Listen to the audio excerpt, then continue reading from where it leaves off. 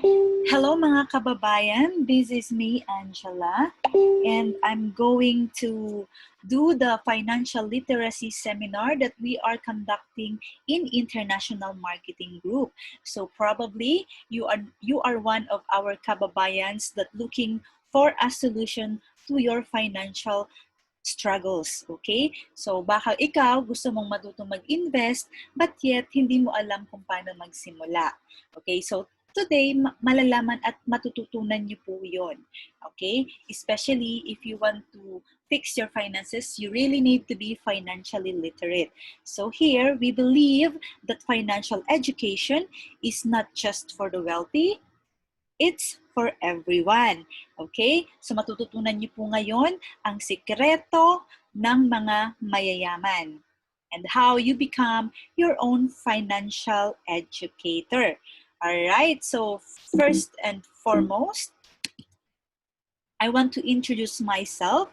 I am May Angela Chodoro, one of the Executive Marketing Director in International Marketing Group, an architect in profession, licensed associate financial planner, 5 years as a financial educator and coach, and entrepreneur and investor. So right now po, I'm actually here in UAE. Okay, I'm almost here for 8 years. So I'm very happy and I'm very blessed and thankful na natagpuan ko po si International Marketing Group. Dahil dito, natuto ako kung paano maayos ang aking finances, which is yun ang isi-share ko po sa inyo. Okay, so who we are, sino ba si International Marketing Group? IMG was established in March 7, 2002, and IMG is one of the biggest and fastest growing financial services companies in the Philippines today. So ang ginagawa po ni IMG, we assist people who want to help themselves achieve financial security through financial education and building a proper financial foundation. So kung titignan nyo, no, tinutulungan namin ang mga taong gustong tulungan ang sarili nila. 'Di ba? If you want to be financially secured, dapat meron po tayong tamang kaalaman. You need to be financially educated or financially literate para makapag-build ka ng proper financial foundation. Alright? So we have established a partnership with the biggest companies in the financial industry. So later, makikilala niyo po yung mga partner companies ni International Marketing Group sa financial industry. So malalaking company po yan. Okay, so our main office is in Makati. Okay, our mission. Of course, all of the companies meron mission yan. Okay? Ang mission natin is to create wealth for families. And of course, no family left behind. Kapag natutunan po ninyo kung paano ang tamang way na pag-create ng wealth, ituro nyo po ito sa family nyo, di ba? Kung sa tingin nyo, ang matututunan nyo dito ay makakatulong sa future nyo, the very first thing that you need to do is to share this to your family. No family left behind. So yan po, I'm one of the product of the no family left behind. All of my siblings, lahat ng kapatid ko is member ni IMG at naturuan sila kung paano ang tamang pagmamanage at pag-handle ng kanilang finances. So our belief, many people today are financially struggling due to lack of financial information. So ngayon po, even yung mga professional are financially struggling dahil po hindi naturuan kung paano ang pagmamanage ng kanilang finances. So let's set an example, no? Naalala nyo ang mga nanalo sa loto, di ba? Nakita nyo sa TV, yumaman, after ilang taon, naging mahirap ulit. Bakit? Because they don't know how to handle their finances, di ba? So they lack financial information. Okay, so right now, this is our financial literacy campaign. This is one of our mission to educate 30 million Filipino families by 2030. Ayan, so right now, you are already a part of that 30 million. So isa ka na doon sa 30 million na gusto namin i-educate. Okay. The Global Campaign for Financial Education. Ayan. So right now, marami po tayong branches. Okay? Our main branch is in the Philippines. Meron din po tayong mga offices sa Singapore, Macau, Hong Kong, here in Dubai, ayan, sa other parts of Europe. So kung titignan natin, no, kahit saan po na may Filipino, may international marketing group. Ayan, we believe that knowledge is power. Of course, yan po ang napakatagal ng kasabihan, no? Knowledge is power. Of course, if you have the right information at gagamitin mo yan sa tama, i-apply mo, it is very powerful. Ayan. Okay, so this is our master coach, Xuan Nguyen, the Executive Vice Chairman of WSB and WFG USA. Actually, that is the sister company of IMG. So, we are actually worldwide, okay? The secret can be yours. Sabi niya, we need to change, but we need understanding first.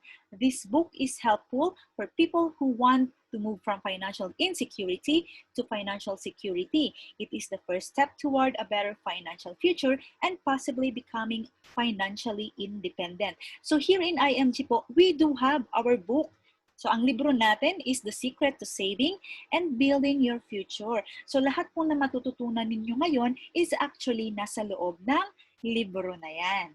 Alright, so later on, i-discuss natin yan. Of course, di ba nga sabi ni Coach Xuan, kung gusto niyo po na may ma-change sa inyong finances, dapat, ang una niyong gagawin is you need understanding. Dapat may kaalaman tayo. Okay, naiintindihan natin. Okay, the secret can be yours. Sabi naman ni Brother Bo. So si Brother Bo is a Catholic lay preacher and minister. So sa The Feast, okay, if you know that. So si Brother Bo po is also a member of International Marketing Group. Sabi niya, this book will upgrade your financial life. Friend, this book is your ticket to upgrading your financial life. Read it, devour it, and share it with the people who need a financial revolution in their life. Ayan, so malaking tulong sa atin yung libro na yon. So, why do we teach financial literacy? Bakit nga ba kami nagtuturo ng financial education? Okay, the reality number 1. When it comes to securing and saving their future, many good people fail. Ayan, mababait na tao, many hardworking people fail, di ba? So, kahit nag-overtime na ang ating mga kabayan, 24 hours na nga nagtatrabaho, nag-fail pa din. Many smart people fail, matatalino. Many young people fail, mga millennials. Many old people fail, yung mga matatanda na. Many teachers fail, di ba? Teachers ngayon, ano ba ang balita sa ating teachers? Ang daming mga utang. They fail when it comes to their finances. Many engineers and doctors fail. So the professional still fails. Yan na po yung mga mayayaman, di ba? Yung malalaki ang sahod. But still, they fail. Many end up retiring without enough savings. Yan po tayo, no? Karamihan sa atin, even yung mga kakilala nyo, nagre-retire. But they don't have enough savings. So these people don't set out to fail, but they do because they fail to plan and manage their personal finances. Diba? Karamihan naman sa atin, hindi naman talaga tayo nagplano para mag-fail. Ang problema kasi sa atin, hindi po tayo nagpaplano para sa future. And hindi tayo marunong mag-manage ng ating finances. Hindi natin alam ang gagawin sa mga pera natin, no? Paano ba natin yan i-save, i-invest? Nag-save nga. Tapos may nakitang magandang sapatos, hindi naman kailangan binili, no? So napakaano natin, tinatawag na panic buyer, 'di ba? So hindi tayo marunong mag-handle ng ating finances. So ang nangyayari sa atin, at the end of the day, pag magre-retire na, wala pong enough savings. 'Di ba? Naghihirap on their retirement years. So the main reason actually is we lack the financial education. Ito kasi ang hindi na ituro sa paaralan. Alright? Ayan. So the reality number 2, many people believe that financial education is only for the wealthy. So karamihan sa atin, kapag naririnig po ang tinatawag na mga financial literacy, di ba, investment, ang laging sinasabi pang mayaman lang yan.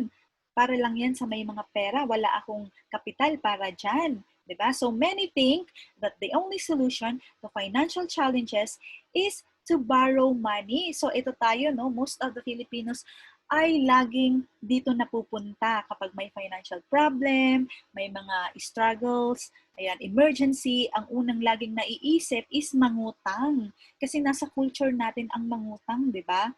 So, this is the second reason why we teach financial literacy. So, para hindi tayo laging nasa ganitong sitwasyon. Alright? Third, reality number 3, many overseas Filipino workers, OFW, tayo yan. We work hard for 20 to 30 years abroad and still end up retiring poor. Ayan po, ang dami-dami ng mga nafi-feature sa TV na ang tagal ng trabaho sa abroad, kaya lang nang umuwi, mahirap. Tama? 'Di ba? Ang dami niyong pinaaral, pero pag uwi niyo mahirap pa rin kayo. Tinulungan niyo ang family niyo, but the thing is you did not help yourself. Hindi niyo naisip yung kahihinatnan niyo sa abroad kapag umuwi na kayo. Okay? So, ang dami po niyan ng mga kwento, makikita niyo yan sa Tulfo, makikita niyo yan sa Corina. So, ano ba ang nangyari sa mga OFW? 'Di ba? Ano ba ang nangyari sa atin dito? Dahil nga hindi tayo naturuan kung paano ang tamang pag-handle or pag-manage ng ating finances. We do lack the financial education. Alright? So, chapter 1. Let's go to the chapter 1. So, ituturo ko na po sa inyo ang sikreto ng mayayaman, kung ano ang napaloob sa ating libro. Alright? So, chapter 1, knowing the basic financial concept. Okay. Financial independence is not only a dream. So if you want to be if you want to get the financial freedom that you want, ayan, dapat hindi po yan dream. Hindi po yan dapat panaginip lamang. Dapat you are doing something para ma-achieve mo yan. So it is a priority that every person should aim for. Dapat pina-priority natin yan. Alright? So take control of your future by learning how to make money. Right now, you are making money. Lahat naman tayo, save money. 'Di ba? Gusto mong mag-ipon. Ang tanong, nakakaipon ka ba or nag-iipon ka ba? Grow money. Yan. Yan bang mga pera mo na iniipon mo, nag-grow ba yan? Alam mo ba kung paano po yan palaguin? Okay? Protect money. Alam mo rin ba kung paano proteksyonan yung perang pinaghirapan mo? Okay. So dito, matututunan niyo po yan. Dapat, kung gusto nyong ma-achieve ang tinatawag na financial freedom or financial independence, ayan, dapat po matutunan nyo ito. Okay? So, itong bagay na ito, no one else will do this for you. Hindi po yan pag-aaralan ng kapatid mo para sa'yo. Hindi yan pag-aaralan ng asawa mo para sa'yo. Kung gusto mo talagang maayos ang iyong finances, you want to achieve the financial freedom na tinatawag, you must do this. You must learn this by your own. Okay? Ayan. This is the building blocks of a strong solid financial foundation. So ito po ang concept na tinuturo natin dito sa International Marketing Group, the basic financial concept. Okay? So bakit ganito yan? If you will see, okay, like building a house, you must build it from the ground. Most of the kabayans, kapag gusto mag-attend ng financial literacy, they want to learn how to invest. Diba? Baka ikaw, kaya ka nag-attend dito, kaya gusto mong matuto, dahil gusto mo mag-invest. But look at the financial house, okay? Dapat, pag nag-build po tayo ng ating solid financial foundation, you must start at the foundation, sa baba, okay? Healthcare fund, life insurance, eliminate debt, emergency fund, investment. Kung ito ang bahay mo, nasa taas po ang investment. Diba? Yan ang gusto mong gawin eh. Gusto mo mag-invest. Pero dito sa bahay mo, kung magpapatayo ka ng bahay at inuna mo po ang bubong, ano ang pwedeng mangyari sa bahay mo? 'Di ba? Pwedeng kapag nagkaroon ka po ng isang financial problem, yan, masisira agad ang bahay mo. So dapat if you want to have a very strong financial foundation, dapat ito po ang susundin nyo. This is the secret of the wealthy. Mag-start kayo sa baba bago sa taas. So, ang karamihan po na sa atin, dito nagkakamali, no? Ang sinisimulan is investment. They don't know that there is a strategy on how to build your solid financial foundation. Okay, later on po, i-explain ko why ganyan ang ating solid financial foundation. Alright, so you should consider your healthcare and protection as a priority, di ba? In building your solid financial foundation, nasa baba po ang healthcare. Bakit? Okay. Come to think of this, even po na mag-save ka ng mag-save ng, sabihin natin 5,000 every month sa savings mo, no? Or sa iyong bank account, okay? Kapag nagkasakit ka, pwedeng maubos lahat ng savings or ang investment mo. 'Di ba? Right now, ang mahal-mahal po magkasakit. 'Di ba? So, that's the reason why healthcare fund ay nasa pundasyon. Lahat tayo magkakasakit. Dito kasi nagkakamali ang karamihan sa mga Pilipino. Okay? Healthcare. Kapag sinabing healthcare, gastos. Okay? Hindi nila nakikita ang importance at ang purpose ng product na yan. That healthcare is one of the best investment na dapat meron tayo. Okay? Dahil kahit anong ipon mo, kapag nagkasakit ka at wala kang healthcare, ubos po lahat yung naipon mo. Isang malalang sakit lang, ubos yan, na-wipe out po yan. Cancer lang, ubos yan. Malagay ka lang po sa ICU, ubos agad yan. Baka kulang pa. Alright? The next thing is your life insurance. Okay? Kung ang healthcare is for your protection, ang life insurance naman po is protection mo yan sa family mo. Dito din ang mga Pilipino is very takot na pag-usapan. No? The life insurance, di nila kasi alam ang importance ng product na ito. This is the protection for your family. Alright? So yan, getting long-term healthcare and life insurance are the best investment. Ayan, kung makikita niyo po ang mga mayayaman, yan ang unang laging meron sila, ang healthcare fund at ang life insurance. Ayan. So, a strong foundation will result to you having sturdier finances that can withstand any money-related storms and earthquakes. Following these 5 building blocks will help you build a secure your financial future. So, kapag sinunod nyo daw po ito, kung ito ang susundin yung strategy ng pagbibuild nyo ng foundation nyo about your finances, so ang gustong sabihin, mas magiging matatag ang inyong finances pagdating ng panahon. So, kahit ano pong earthquake or problema, financial struggle ang pumasok sa inyo, hindi kayo masyadong mag-worry. Dahil po matatag ang inyong solid financial foundation. Very strong siya. Okay? So, money talk is strategies of the wealthy. Most people spend money and save what is left. So, sino po yan? Tayo yan. Ang ginagawa po natin, pagkasahod natin, we spend money, di ba? Bili nito, bill mo ko doon, and then, sabi daw, yung natitira is, sinisave natin. Ang tanong po kasi, may natitira ba? Tanungin niyo po yan sa sarili niyo, no? After magsahod niyo, or baka ang mindset niyo pa rin is, ubusin ko na to, may sahod naman po next month. Diba? Ganun kasi ang mentality natin, no? So, ito naman, wealthy people save money and spend what is left. So, ang mga mayayaman po pala, ang ginagawa nila is nagsisave muna sila ng pera, tapos ang natitira nilang pera, yun ang ginagastos nila. Oh, which is very good. Ayan. Ang laki ng pagkakaiba natin. So most people consider healthcare and insurance as an expense. So tayo ulit yan, di ba? Pag narinig natin ang healthcare, ay gastos. Insurance, ay gastos, monthly bayaran. Di ba?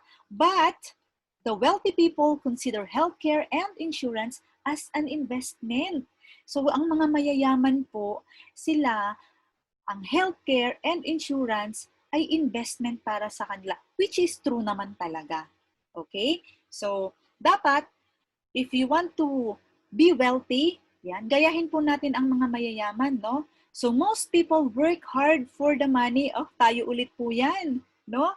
Tayo, we work hard para magkapera, no? Trabaho tayo ng trabaho para next month may sahod ulit.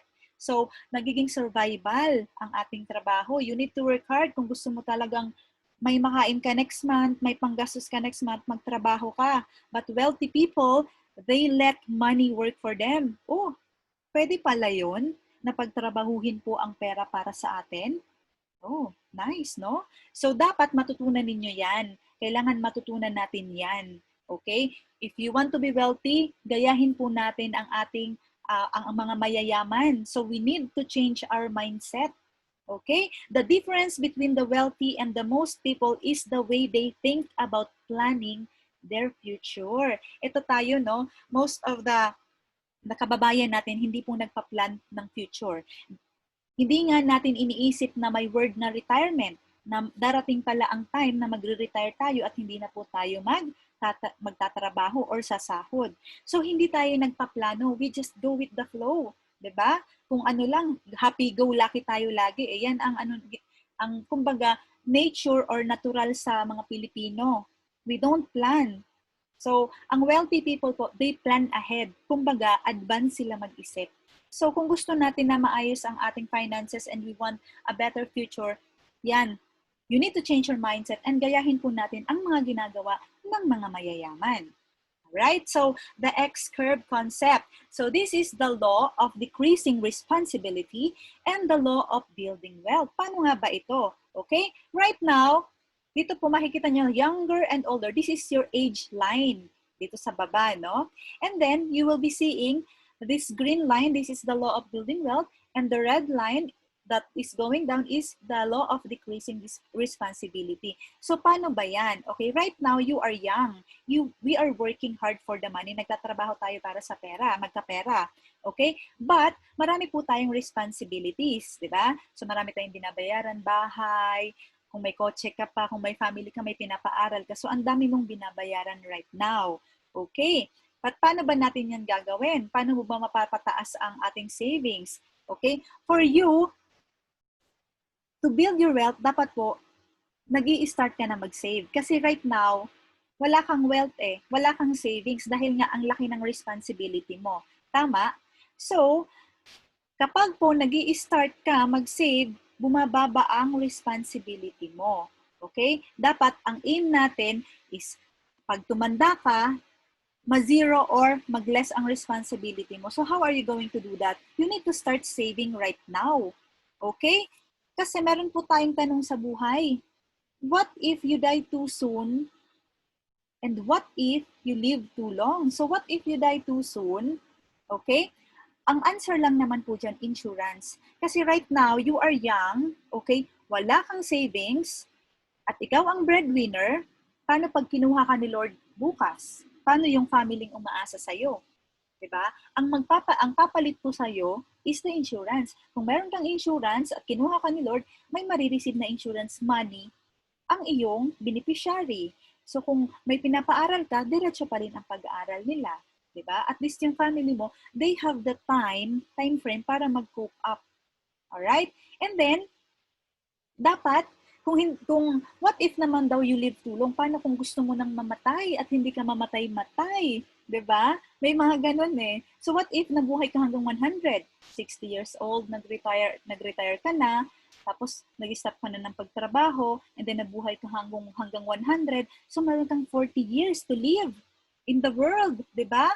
Gusto mo na talagang kunin ka ni Lord, hindi ka niya kinukuha. May sapusa ka ata, di ba? So, ayan. Ang sagot po dyan, dapat you have investment and long-term care. Bakit?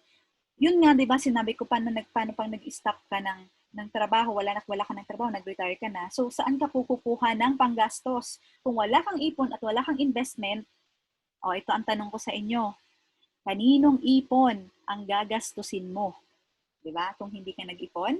Alright. And then, the long-term care. Long-term care po kasi, as we all know naman, kapag tumanda na tayo, dyan na magsisilabasan ng ating mga sakit. Diba? Masakit ang tuhod. Dyan na nagme-maintenance sa high blood. So, better yet, ngayong bata ka pa lang, malakas ka pa, start preparing for your long-term health care. Kasi sa ayaw at sa gusto mo, dadaan po tayo at magkakasakit tayo. So, mag-prepare ka na dahil alam naman po natin na ang mahal magkasakit ngayon. Okay? So, right now, para po pagtanda mo, okay, you are, maganda ang future mo, less ang responsibility mo, naghanda ka, you need to start to save and invest right now and prepare for your long-term care. Alright? Ayan, so chapter 2. choosing the right healthcare. Ano ba ang mga kailangan nating malaman kapag kukuha tayo ng healthcare? Alright. So in the Philippines, a lot of sick people die not because there is no medicine or treatment available, but because they don't have money to pay for this cost. Diba? Sa Pilipinas, ang dami pong gamot, ang daming magagaling na doktor. Pero bakit marami ang namamatay? Diba? Karamihan kasi, walang pampagamot. Yun ang number one na problema sa atin. Because we never think that there is such thing na word na healthcare, na may financial product pala na healthcare. Alright? So, look at this scenario. Kapag tumanda ka, saan mo ba gustong ma-confine? Gusto mo ba sa charity ward, sa pay ward, or sa executive? Diba? Ang ganda ng executive, kaya lang mahal. Kung hindi ka po naghanda at wala kang healthcare, paano ka makakapunta sa executive? Always remember, mga kababayan, okay, ikaw, you are the breadwinner, nagtrabaho ka ng nagtrabaho, even you are in the Philippines, no? What if you are an OFW? Ang tagal mo sa abroad, nagtrabaho ka, umuwi ka na ng Pinas. Kaya lang nang na-hospital ka, papayag ka ba na sa charity ward ka? Ang tagal mong nagtrabaho, ang tagal mong naghirap, tapos dyan ka lang, pag na-hospital ka, dyan ka pa rin babagsak? Masaya dyan, di ba? May wifi. Bakit? Pagpasok mo, isa lang ang sakit mo. Paglabas mo, baka 3 na. Diba? So, of course, tayo, dapat nag-iisip na po tayo na mag-prepare para sa ating healthcare crisis na tinatawag. At least mapunta man lang tayo sa pay ward or better yet sa executive. Bakit? Kapag nasa executive po tayo, no, mas mabilis tayong gumaling. Siyempre, asikaso ka dyan ng doktor at ng nurse. But in the charity ward, di ba, makikipag-away ka pa para malagyan ka ng dextrose. Ayan. So, right now, this is my advice to you. Look for a good healthcare. Okay? And you prepare it now habang bata ka pa. So, the final test of a good healthcare. Ayan. So, dapat po ang healthcare mo, meron ba yung short-term and long-term healthcare? Meron ba yung guaranteed renewal? Meron ba yung guaranteed savings and investment?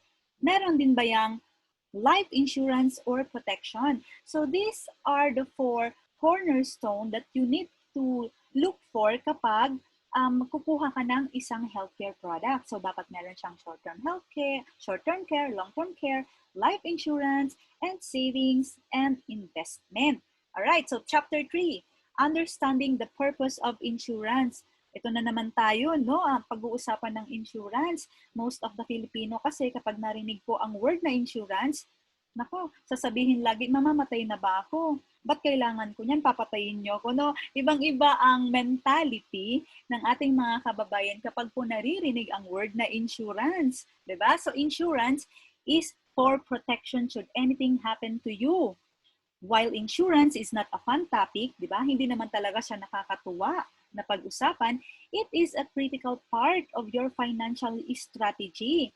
Most people have good protection on their houses and cars, but few have enough for their loved ones, di ba?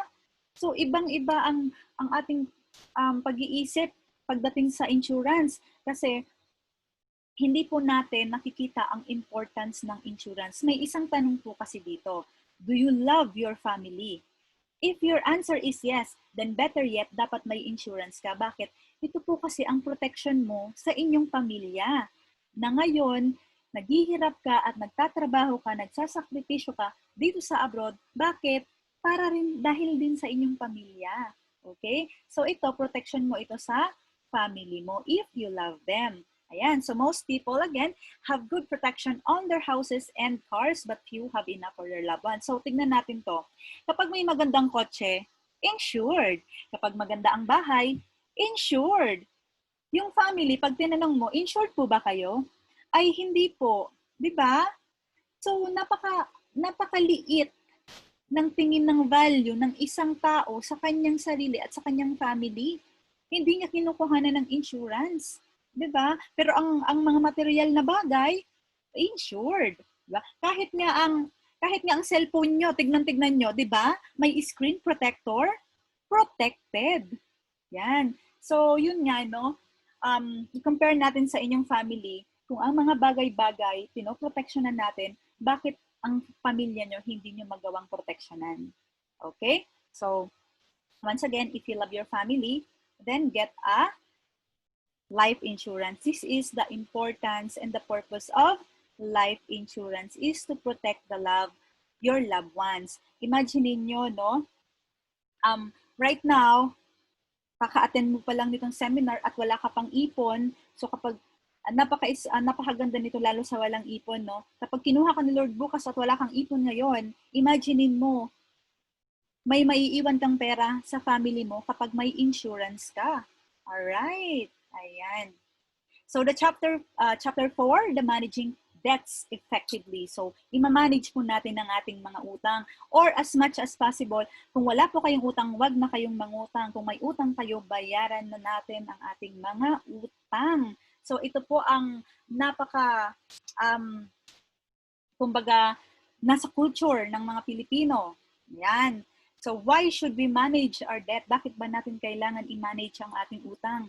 Debt can turn into a disease. Para pong sakit yan. 'Di ba? Alam niyo yung sakit na paulit-ulit? 'Di ba pag nangutang ka ngayon, pag sahod mo, babayaran mo, uutang ka ulit, 'di ba? Parang ang sakit mo paulit-ulit. Ayan. So it could control your life, diminish your happiness, and limit your freedom. Alam niyo po, kapag may utang kayo, para kayong nasa kulungan. 'Di ba? Nakokontrol niya ang buhay niyo. Baka mamaya, may reunion kayo ng mga friends mo, may utang ka dun sa mga classmate mo na yun, hindi ka maka-attend, nakokontrol niya ang buhay mo. 'Di ba? Ang freedom mo na mag-attend ng mga gatherings, kaya lang may utang, may a-attend din na may inutangan ka, pero wala kang pambayad, kaya hindi ka maka-attend. 'Di ba? So, you can never be free until you are debt-free. So, para kang nasa kulungan, di ba? Kapag may utang ka. Ayan, ano ba ang mga utang natin? Vehicles. Ayan, kapag kumuha po kayo ng kotse, hanggang hindi yan bayad, utang yan. Kapag kumuha ka ng kondo or bahay, hanggang hindi po bayad yan, utang yan. Also, your personal loans and business loans. And ano pa ba? Utang sa kapitbahay, utang sa friend, utang sa Bombay, utang sa tindahan. Ayan. So, sa Pilipinas po, no, karamihan ng kakilala natin may utang. Sino po ba dyan ang walang kakilalang walang utang? Baka ikaw na nakikinig, may utang din. Kaya smile ka lang dyan. Ayan. So, bayaran po natin ang ating mga utang. Okay? So, the few tips to manage your debts is control your debt or debt will control you. Pay up your credit card, debts in full or on time. So, dapat po kapag may credit card kayo, bayaran nyo agad yan. Bakit? Hindi nyo po nanonotice na every month, 3.5%. Imagine nyo, calculate nyo yan po for the whole year. O mas mataas pa yan. Ang interest rate niyan, mataas pa po sa investment mo. Okay? Don't get into more debt. Live below your means. Ayan po, karamihan kasi sa atin, no? Sa ating, lalo na yung mga OFW sa abroad, magkano lang naman ang sahod? Sabihin natin, ang sahod is 50,000 pesos. Pero kung gumastos pang 70,000, saan po kinukuha? Yung sobrang 20,000, inutang, my credit card, diba? So, dapat po tayo, we should live below our means. Unahin po natin ang ating mga needs, wag ang mga wants. Kung hindi kailangan, wag nang bilhin. Alright, use cash or debit cards. Ayan, para po maiwasan natin na mangutang, itago po natin ang ating credit card. Gumamit na lang tayo ng cash or mga debit cards. Spend on necessities, not on luxury. So unahin nga po natin ang ating mga needs or kailangan, wag po yung mga wants. Baka mamaya, yung mga sapatos nyo dyan, nakatago lang, hindi nagagamit. Yung mga bag nyo dyan, hindi nyo naman nagagamit. Alright? Tignan nyo po ang cabinet nyo, baka puno na. Ayan. Make a list of all your debts and pay them off one at a time. So, kung marami kayong utang, ilista nyo po lahat ng utang nyo at isa-isayin nyo na matapos ang kada utang nyo. Alright? Increase your cash flow. Of course, kapag po gusto natin mabawasan ang ating mga utang, maghanap po tayo ng other source of income. So kung ano man ang kikitain mo sa other source of income mo, ibahid mo sa utang mo para mas mabilis natin siyang matapos or mabayaran. Consider liquidating your savings and non-income producing assets. So tignan-tignan din po natin ang ating mga savings or mga asset, yung mga non-income producing assets, pwede natin ipambayad yung sa utang natin. Ibenta nyo, pambayad nyo sa utang nyo. Alright, change your money mindset.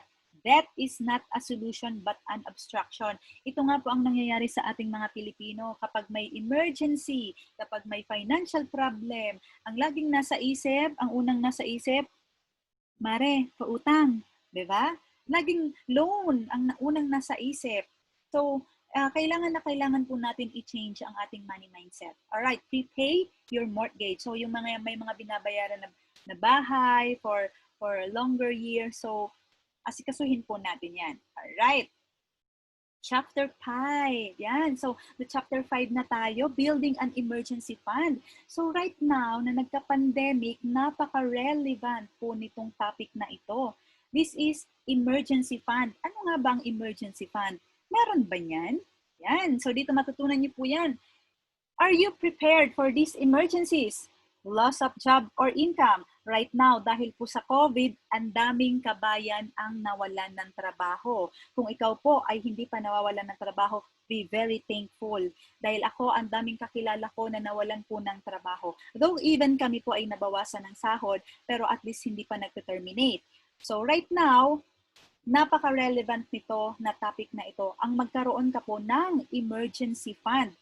Hospitalized for extended time. O, di ba? Dahil sa COVID, ang dami pong na-ospital. O, hindi mo naman akalain. Sabi mo, malakas ka. Hindi ka tatamaan ng sakit. But, natamaan yung iba ng COVID.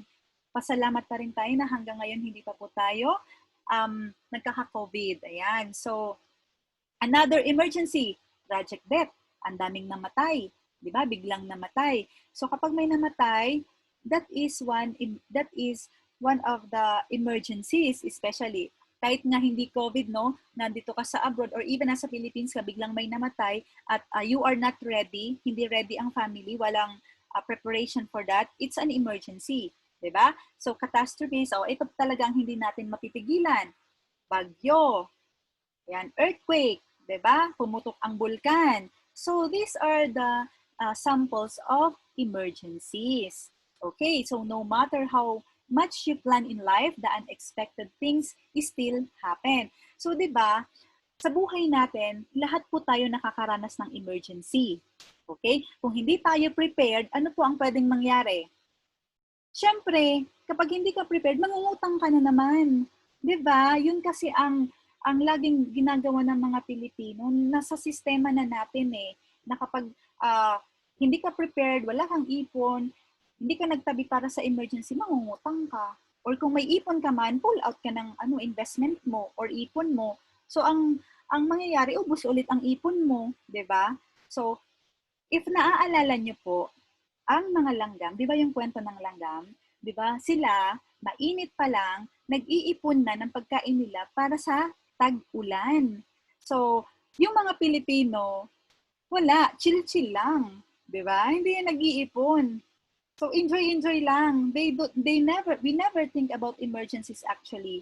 So dito po tinuturo natin na dapat magkaroon kayo ng emergency fund. Alright. So paano ba magbubuo na or paano ba ako mag-iipon for my emergency fund? If you are single, save 3 months equivalent of your total expenses. Or sabihin natin your monthly salary, dapat may 3 months kanyan. For example, 25,000 ang salary mo, dapat po meron kang 75,000 na emergency fund. At saan po ba nilalagay ang emergency fund? Dapat yan po ang perang nasa bangko. Bakit? Kasi anytime na magka-emergency, pwede mo siyang i-pull out or kunin. Alright. So, ganun pala. Paano naman po kung may asawa ako at mga anak, may family? Alright, kapag may family ka, you need to save at least 6 months to 1 year ng, sabihin natin, ng total expense mo or your monthly sahod. Okay? So, ganun siya. Kailangan natin yan ilagay sa bangko. Okay. More than your emergency fund. Kapag, for example, ikaw single, no? Kapag ang pera mo is naka 75,000 ka na or 80,000 na, dapat po, 75,000 lang yan ang nasa bangko mo. more than your emergency fund, yan po dapat ay ini-invest mo na. Okay? Ayan. So dahil dyan, pupunta na tayo dito sa saving the right way. This is the chapter 6. Paano nga ba ang tamang pag-save? Alright. So I've been working hard all my life, but I wasn't able to save anything. Where did my money go? O kayo po, natanong nyo na ba to sa sarili nyo kahit isang beses? Kasi ako, ang daming beses kong natanong yan sa sarili ko noon. Trabaho ako ng trabaho. Nag-iipon naman ako. Saan ba napunta yung ipon ko? Kasi yung bank book ko zero na naman. Okay. Look at this, mga kabayan. Tayo, even yung nasa Pilipinas, no, but I'm going to set an example para sa mga OFW. Kasi feel ko po ang mga ka-OFW dahil OFW din ako at naranasan ko to. Ako po, mahilig tayo mag-save. Ako talaga, naniniwala ako magaling talaga mag-ipon ang mga Pilipino eh. So, nag-iipon yan. Nag-iipon po yan ng pang-uwi sa Pilipinas, di ba? Nag-ipon ka ng 1 year. Bakit magbabakasyon kasi ako sa Pilipinas? Magkano yung naipon mo? 100, 200,000. Nung umuwi ka po ng Pilipinas, yung isang taon mong pinag-ipunan, ginastos mo ng isang buwan. Minsan kulang pa. Okay? Imagine mga ka-OFW. Even yung mga sa Pilipinas, no? Kung ganyan po ang ginagawa natin, every year, paano po kayo pag-uwi nyo sa Pilipinas for good? Always remember that being an OFW is not permanent. Darating ang araw at uuwi po tayo sa ating mahal na Pilipinas, sa ating bayan para mag-for good. But if you are doing that all the time and you are not thinking of the permanent life after being an OFW, paano po tayo? Where did my money go? Ayan. So, tanong-tanongin niyo ulit yan sa sarili niyo, no? Here in chapter 6, wrong saving formula, ganito po ang ginagawa natin. Ito lagi ang ginagawa natin. Income, sumahod, binawas yung gastos, okay? Ang natira, savings. Ang tanong, sinave niyo po ba? Baka na naman hindi. Okay, so this is nangyayari to, no? Every month, ganito talaga ang nangyayari. Ikaw, nagsahod, salary mo, okay? Ano ang ginawa mo pa kasahod mo? Ay, magbabayad ako ng phone bill, Globe, Smart. Sa UAE, eto sa lot. Punta ako ng mall. Ayan. Siyempre, I'm going to treat myself. Punta ako sa Jollibee. Bibili ako ng bagong damit. Punta ako sa Starbucks. Diba? Yan. Kas-kas credit card kahit kakasahod pa lang. So ikaw, ang una mong ginawa is binayaran mo lahat itong mga malalaking company ito. Inubos mo lahat yung pera mo, di ba? Mayayaman ba yan? Oo. Okay, tama. Ang tanong, ikaw, mayaman ka ba? So nakita nyo to, JOB. At ikaw ito na nakapasan sa JOB. Ano po ba ang meaning ng JOB? Ang meaning po niyan is Journey of the Broke. Di ba? Ang sakit sa loob, ang sakit pakinggan. Ikaw, trabaho ka ng trabaho, broke ka pa rin. Bakit? Kasi po ang unang pinapayaman mo is yung mga mayayaman na companies na. So why don't you pay yourself first? Ay, pwede pala yun. Bayaran mo muna yung sarili mo. Paano po yan? Okay. So here, pay yourself first. This is the correct saving formula. Income, nagsumahod ka. Okay? Ang ginawa mo is minus mo muna yung savings mo. Binayaran mo muna yung sarili mo. So, ang natitira is your expenses and lifestyle. So, very nice, no? Ito yung kaninang sinabi natin na ang ginagawa ng mga wealthy people. Na sila, pagkasahod, binabawasan muna nila yung sahod nila ng savings nila. They save first and then, ang natitira, yun ang panggastos. Okay. So, pay yourself first. So, sabi ni Mr. Warren Buffett, one of the investor and billionaire, ayan, sabi niya, do not save what is left after spending, but spend what is left after saving. So, bilyonaryo na po ang nagsabi niya, no? Sabi niya, wag niyo pong isi-save kung ano ang natira after niyong gumastos. Ang i-save niyo, okay? Pero, ang gawin niyo muna, spend what is left. So, ang gastusin niyo po yung natira. Okay? Ganyan. So, ang gagawin lang natin, we need to listen to these people. Mayayaman yan eh. Ginawa nila yan. So, they are not going to say that kung hindi po nila ginawa yan. Yan. And then, better saving formula. So, this is the prosperity formula na tinuturo natin dito sa International Marketing Group. Ayan, income minus the 10% giving of tithes, diba? And 20% savings. So, mag-save ka muna and you give back to the Lord as any religion naman. Siyempre, lahat ng meron tayo is coming from the Lord. So, let's give back. And then, 70% po ang expenses mo and lifestyle. So, income mo, bawasan natin ng 10% for the tithing and 20% for the savings. Yan. So, 70% ang matitira na panggastos mo. Kaya ba? Yan. Kayang-kaya po yan. Ang galing magtipid ng mga Pilipino eh. 'Di ba? Minsan nga, kahit konting-konti na lang ang natitirang sahod, napapagkasya pa sa isang buwan. Pero pakasahod, nag-party muna, 'di ba? Nag-bar muna. Ayan. So, kayang-kaya po natin yan. Yan. So, how are you doing so far? So, tignan po natin, no? Try natin lang i-calculate ng konti. So, ikaw, 10 years ka nang nagtatrabaho, for example. So, i-add mo ang pagtatrabaho mo sa Pilipinas at pagtatrabaho mo sa abroad. So, kung naka 10 years ka na, congratulations. So, average annual income mo, for example, is 300,000. So, meaning yan, ang sahod mo monthly is 25,000. So, in 10 years, no, i-times natin sa 300, kahit paano po, nakasahod ka na ng 3 million. Wow, 3 million in 10 years. Ang tanong, doon po sa 3 million, magkano po ang na-save mo? O, itanungin niyo po yan sa sarili niyo. No, wag niyo itanong sa akin. Ayan. So, it's not what you earn that counts, it's what you keep. So, dito po, hindi nagmamatter kung magkano ang sinasahod mo. 'Di ba? Nagmamatter kung magkano ang itinatabi mo or sinisave mo. Alright? Always remember that one day, mga kabayan, your savings will save you. Alright?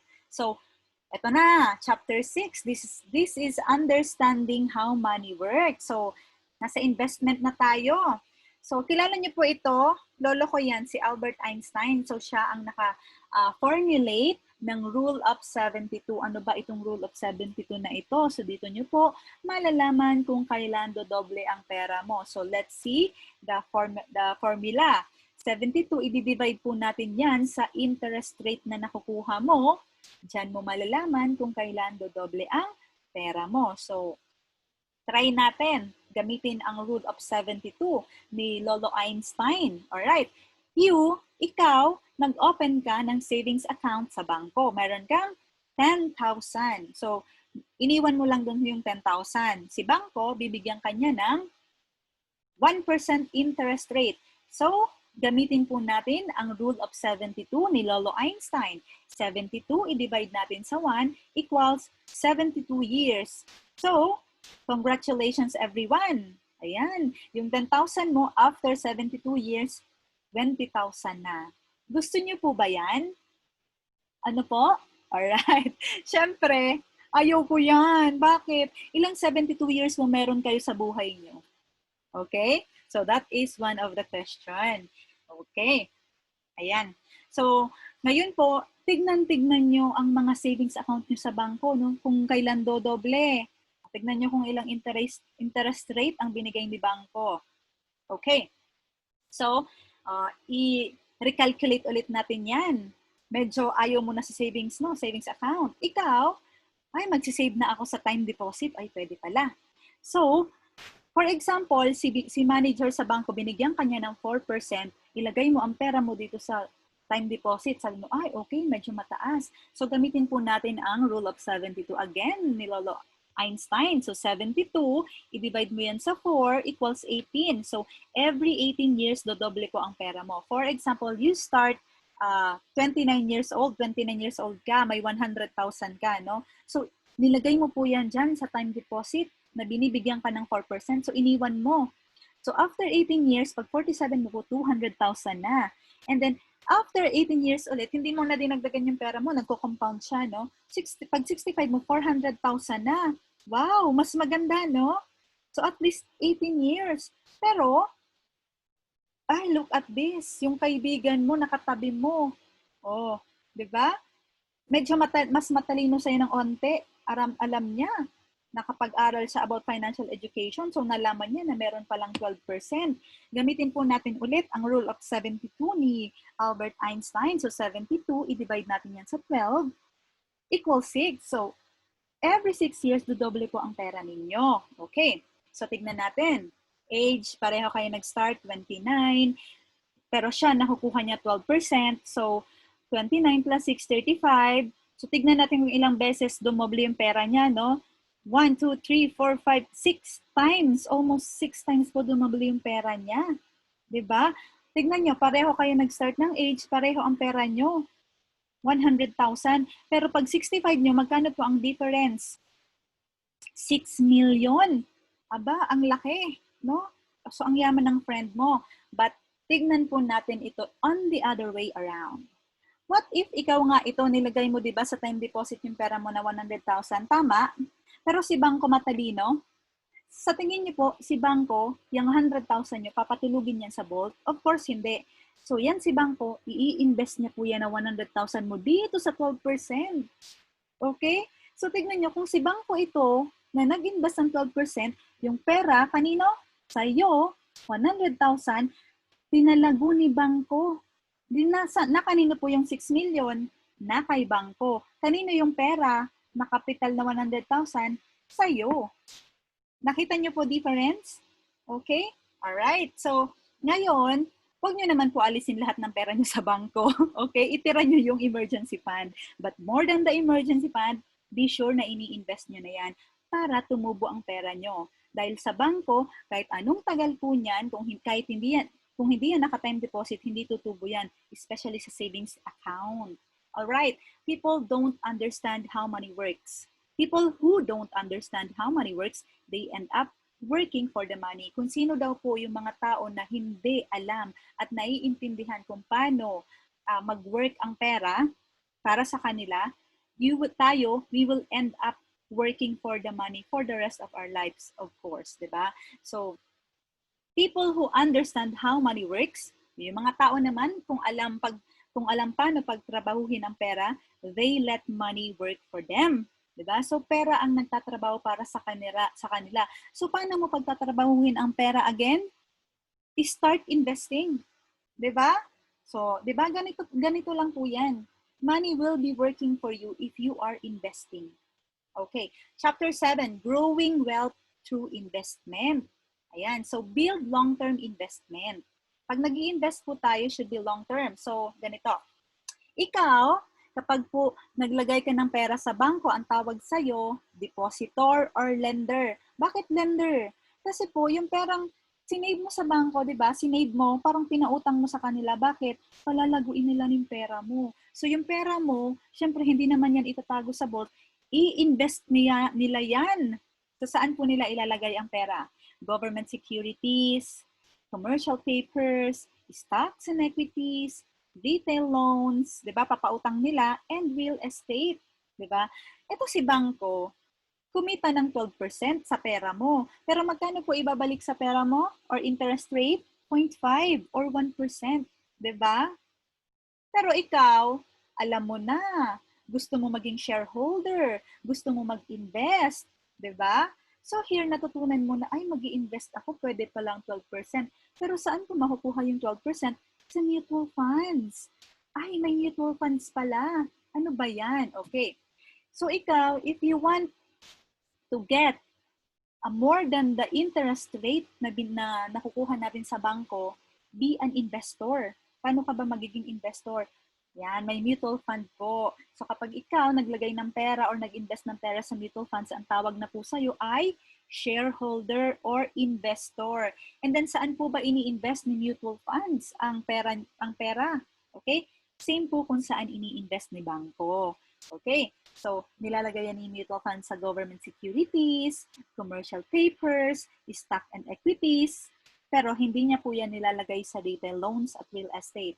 Okay, itong tatlong ito is what we call liquid asset. Ito naman is fixed asset, meaning ang fixed kasi Kapag magpo-pull out ka ng pera, hindi mo agad yan makukuha. But in mutual funds, anytime po pwede kasi tayo mag-pull out ng investment or kung kunin yung pera natin. Kaya nilagay lang po yan ni mutual funds sa liquid asset. Okay? Ganyan. And then kapag si mutual fund kumita ng 12%, si shareholder or si investor, sino yun? Ikaw, ayan, ganun din po ang makukuha mong interest rate, 12%. So kung 18 yan, 18 din. Kung 5 yan, 5 din. Alright? So ganyan po siya. Okay. So do you know how mutual fund works? So if you will see these two scenario, yung isang scenario pataas, yung isang scenario pababa, tumaas. But I'm not going to discuss this now. Okay, we do have a higher series training sa mutual fund products. Doon, mas maiintindihan niyo po ito. Kasi mahabang usapan or medyo mahabang discussion po ang mutual fund. So, hindi ko na yan i-discuss. Okay, if you want to learn more, you attend our mutual funds training. But this scenario at itong scenario na bumaba, tumaas, at itong tumaas, pareho po yan kumikita. Kung gusto nyong malaman, attend our mutual fund training. Ayan. But at least may overview na kayo kung paano ba nag-work ang mutual funds. Alright? So, do you know how mutual fund works? So, ito, tignan natin. Tignan natin, no? Ang stock market po, okay, ganito yung gumalaw, di ba? This is the per share, pataas, pataas, pababa, pataas, pababa. So, ito ang tinatawag na fluctuation. Yan, fluctuation ng price. Okay, so, si mutual funds is the indirect investing in stock market. So, let's see, this is the Phil Equity Management Inc. So this is one of our partner companies in mutual fund investment. So noong 1995, ang per share po ng Phil Equity is piso, 1.1 cent. Okay? So, kung noong 2019, yung piso per share po, naging 39. Ang laki, no? Ang laki ng itinaas. Kahit nakikita nyo ito, napababa pataas, pero tumaas. Alright? So, ang actual return po niya in 24 years is around 3,498% or 142% per year. So naalala nyo, dun sa pinakita kong mutual funds is 12%. Okay? Pero po ang mutual fund investment is pwedeng mas mataas talaga ang return. Pwedeng mas mababa, pwedeng mas mataas. Okay? So ayan. Kung may 5,000 ka noong 1995 at nakabili ka ng piso per share, Noong 2019 po, yung 5,000 mo, ang value niyan is 179,000. Meaning, hindi mo dinagdagan yung 5,000 mo na yan. So, may growth po ba yung pera mo in 24 years? Meron. What if kung hindi lang yan 5,000, paano kung 1 million ang meron dyan? So, probably, noong 2019, meron kang 39 million. So, ganyan po mag-work ang mutual fund. So, we always advise, do a long-term investment. So, this is long-term, di ba? Umabot siya ng 24 years. Ayan. So, pag mag-i-invest tayo, kailangan po may goal amount. And, of course, dapat alam nyo kung magkano ang gusto nyong i-invest. Ayan. So, Chapter 8, Understanding Retirement and Estate Planning. So, nandito na tayo, no? May tinatawag palang retirement. Ano ba yung estate planning na yan? Diba? Okay. So, protect your future. Do you know without proper planning, your asset and family may not be protected? Sino ba ang makakakuha po ng bahay mo kapag kinuha ka na ni Lord? Sino ba ang magmamana ng mga bank account mo? Alam mo ba kung paano yan mapupunta sa kanila? Can you avoid family arguments over your belongings and keepsakes? Ayan, di ba napakauso nito sa teleserye? Yung mga nag-aaway-away dahil sa mga mana-mana. Baka mangyari yan sa family nyo, yung magpatayan dahil sa lupa. Di ba? Dapat pinaghahandaan po natin yan na hindi mangyari, maiwasan. So, do you have funds to pay estate tax? Ito na naman tayo, tax na naman. Di ba? So, alam nyo ba na kapag ililipat nyo ang property nyo sa anak nyo, may babayaran po ang anak nyo na estate tax. Kung wala siyang pambayad, paano malilipat sa kanya ang property nyo? So, if you know si Dolphy, 'di ba? Si Dolphy ang dami niyang anak, but ang dami niya din property. Pero dahil nga hindi nila alam yung estate tax or hindi nila napaghandaan, kailangan po nila magbenta ng properties para mabayaran ng estate tax, para ma-transfer sa mga anak. Okay? So, ganyan yan. Build a solid financial foundation. Ayan. Ganito yung pagbibuild natin ng solid financial foundation, no? Healthcare fund. Bakit ba nandito ang healthcare fund sa baba? Dahil nga, this is the protection for yourself.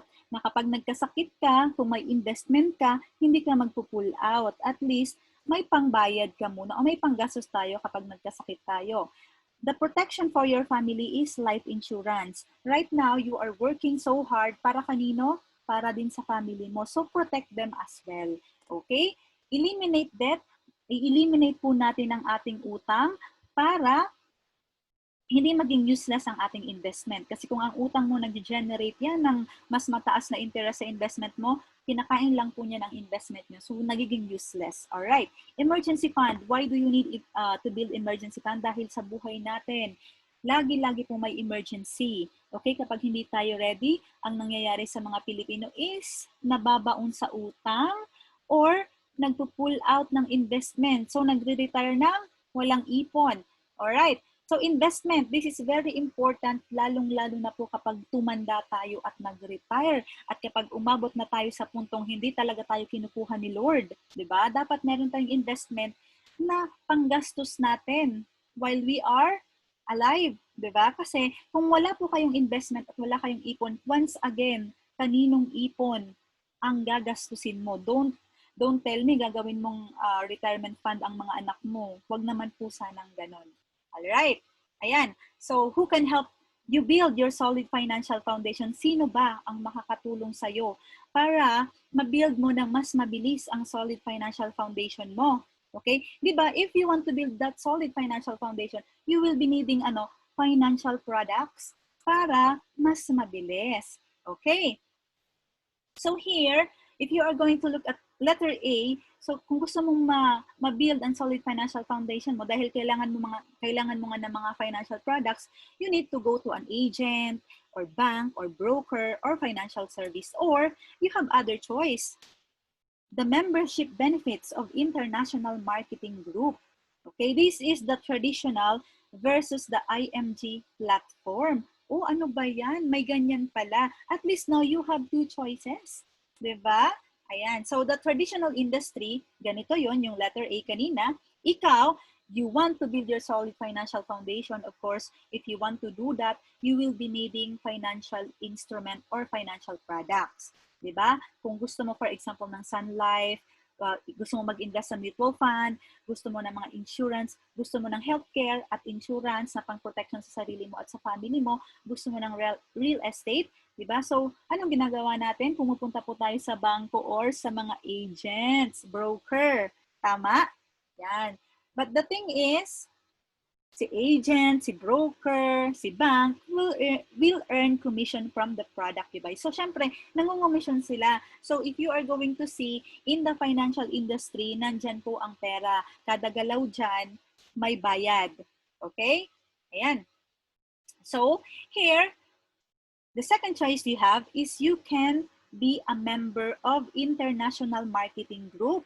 So you can also access all of this. Ma-access nyo din po yan ng mga mutual fund company, discount sa mga insurance. You can become your own money manager. You can get your insurance sa Kaiser din at healthcare and partner companies ng real estate.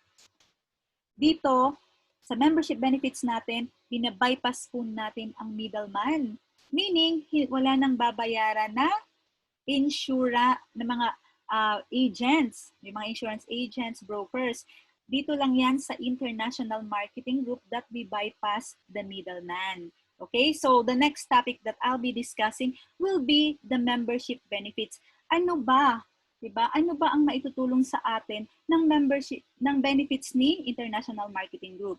Always remember that right now, natuto na po kayo kung paano ang pagbibuild ng inyong solid financial foundation. Natuto kayo, you learn, tama? After learning, what do we do next? Of course, kailangan nyo na po ang execution or application. Bakit? Financial education without execution is useless. So kahit po mag-aral kayo ng mag-aral, mag-attend kayo ng mag-attend ng mga financial literacy seminar, kung hindi niyo po i-execute or i-apply sa sarili niyo ang mga natutunan niyo, I'm pretty sure na 2 to 5 years from now, same pa rin po ang problem nyo. Same pa rin ang financial struggles nyo. Kung ano yung question nyo, bakit kayo napunta at napa-attend dito sa seminar na ito, ganun pa rin po ang magiging tanong nyo at ang hinahanap nyong sagot. Wherein dito, kahit papano nasagot na namin ang pinaka-basic things na kailangan nyong malaman para mas maayos ang inyong finances. Okay? The only thing that you need to do is, the next step is to take action now, to apply what you have learned and to execute sa sarili nyo yung mga kailangan nyong ayusin sa finances nyo. Okay? So, actually, this will be the end of my training. The next video that I'm going to do is the membership benefits. Hindi ko na po siya isama dito dahil mas hahaba ang ating training. So, ayan, I hope the financial education na natutunan nyo ngayon is, if it can help you or can help your family, i-share nyo po ito sa kanila, i-share nyo sa mga friends nyo if you care for them. Okay? Kasi all of us, we lack financial education. Ito ang hindi na ituro sa atin nung tayo'y nag-aaral. Even if you get your master's, even you are accountant, hindi po maituturo ang pag-handle ng personal finances. Okay? So, thank you very much for listening. I want to congratulate you for nakarating kayo sa end ng training na ito. And I hope na i-execute niyo po kung ano ang natutunan niyo, because this one, kapag pinalo niyo po ang concept, ayan, pag pinalo niyo ang concept na tinuro namin, for sure, mai-enjoy niyo at mafe-feel niyo ang security na nafe-feel po namin ngayon.